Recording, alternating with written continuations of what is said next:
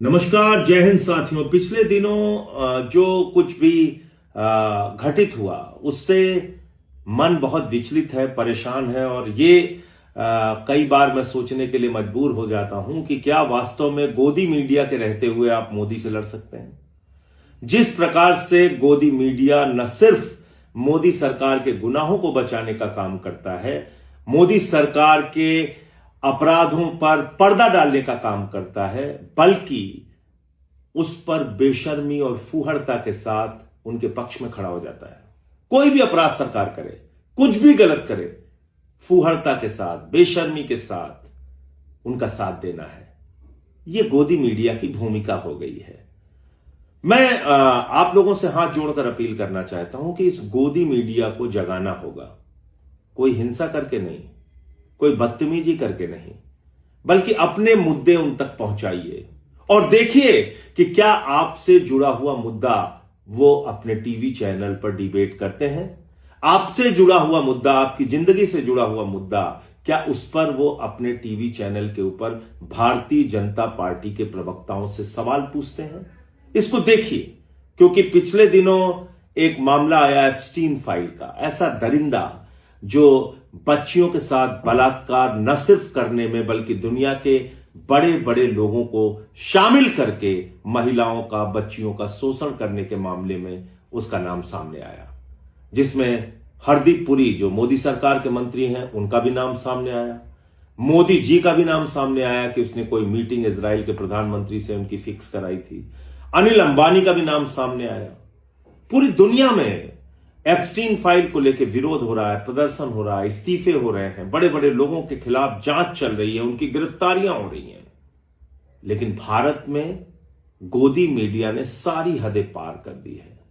आपने देखा होगा जो अडानी का टीवी चैनल है एनडीटीवी, उसकी एक पत्रकार है, वरिष्ठ पत्रकार पद्मजा जोशी जी, किस बेशर्मी के साथ वो एप्स्टीन का बचाव कर रही है।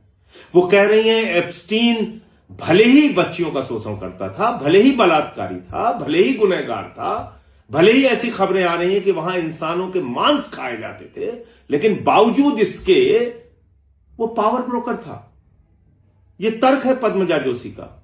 कल कोई लोग कहेंगे कि दाऊद इब्राहिम भले ही वो मुंबई बम कांड का दोषी है, देशद्रोही है, लेकिन वो लोगों की मदद भी करता है। भले ही ओसामा बिन लादेन एक आतंकवादी था, खूंखार आतंकवादी था, लेकिन वो तो 5 वक्त की नमाज भी पढ़ता था। ऐसे तर्क देंगे। इस देश को बर्बाद करने में बहुत बड़ी भूमिका गोदी मीडिया की है। इसलिए गोदी मीडिया से आपको सवाल पूछना पड़ेगा अपने मुद्दों पर। क्या रोजगार के मुद्दे पर गोदी मीडिया कोई बहस करते हुए आपको दिखती है? क्या महंगाई के मुद्दे पर कोई सरकार से सवाल पूछते हुए दिखती है? क्या बजट जो हिंदुस्तान का 2% शिक्षा पे, स्वास्थ्य पे 2% का बजट आया, इस पर क्या उनका सवाल सरकार से नहीं बनता कि आप इस देश को अशिक्षित रखना चाहते हैं, स्वास्थ्य की बदहाली में रखना चाहते हैं, बेरोजगार रखना चाहते हैं इस देश को? कभी आपने देखा ऐसे सवालों पे बहस करते हुए? क्या बहस होती है? सिर्फ हिंदू मुसलमान, सिर्फ आपस में लड़ाओ, आपस में झगड़े फसाद पैदा करो। एक टीवी चैनल पे अभी मैंने देखा कि उस पे जानकारी दी जा रही थी कि कौन मुगल शासक समलैंगिक था, नहीं था। बाबर के बारे में प्रमाण दिया जा रहा था कि वो समलैंगिक था। ठीक है, आप कार्यक्रम दिखाइए, बहुत अच्छी बात है, इतनी गंभीर गंभीर जानकारियां आप देश को दे रही हैं। लेकिन आप एप्स्टीन जैसे खूंखार दरिंदे का, राक्षस का बचाव कैसे कर सकते हैं जो पद्मजा जोशी ने किया? तो आज से मैं आप लोगों से अनुरोध करूंगा, कोई नफरत की बात नहीं बोलनी है, कोई उग्रता की बात नहीं बोलनी है, बल्कि अपने मुद्दे गोदी मीडिया को पहुंचाओ और इन पे नजर रखो कि ये आपके मुद्दे उठा रहे हैं या नहीं उठा रहे हैं। और इसके लिए मैं 2 उदाहरण आपके सामने देता हूं और इसको ध्यान से देखिएगा। एक मामला है मैनपुरी का। मैनपुरी में करीब करीब 400 बच्चे करीब मैनपुरी में बीमार हो गए। जानते क्यों ये बीमार हुए? ये बच्चे बीमार इसलिए हुए कि इनको पेट के कीड़े को मारने की एक दवा दी गई और वो दवा थी एक्सपायरी। 2018 में वो दवा एक्सपायर हो चुकी थी। ऐसी दवा इनको दी गई।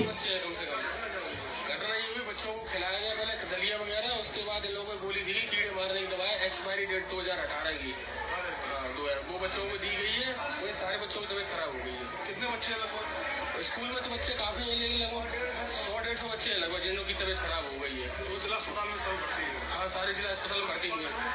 क्या आपने इस खबर के ऊपर किसी भी टीवी चैनल पे बहस देखी? क्या आपने कहीं देखा कि इस पर कोई चर्चा किसी टीवी चैनल ने की हो? किसी भारतीय जनता पार्टी के नेता से, योगी जी से, उनके मंत्रियों से सवाल पूछा हो? यह मैनपुरी का मामला है, जहां 100-150 बच्चे बीमार हो गए, एक्सपायरी डेट की दवा दी गई उनको।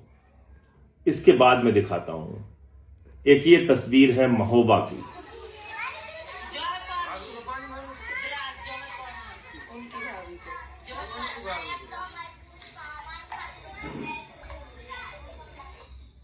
ये शुरू से देखिए।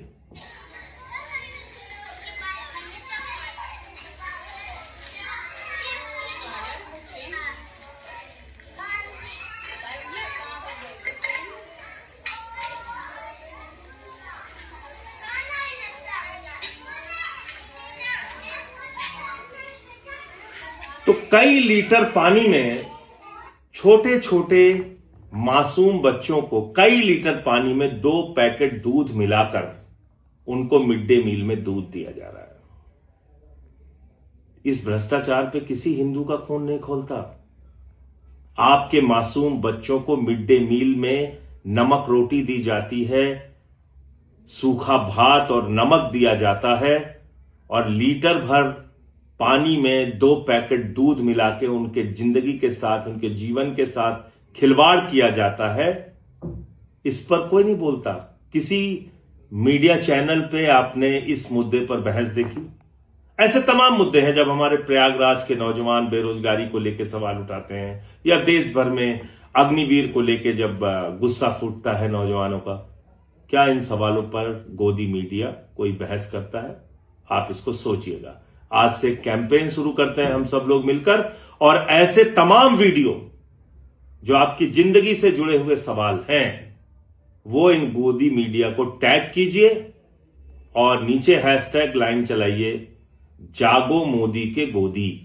जागो मोदी के गोदी कैंपेन के तहत आप ऐसे तमाम वीडियो जिस पे बहस करनी चाहिए गोदी मीडिया को, क्योंकि याद रखिएगा गोदी मीडिया आपके टैक्स के पैसे से चलता है। जो सरकारें इनको विज्ञापन देती हैं वो आपके टैक्स के पैसे से देती हैं, और अगर ये आपकी जिंदगी से जुड़े हुए मुद्दे नहीं उठा रहे हैं तो इनसे सवाल पूछना जरूरी है, आवश्यक है। जय हिंद।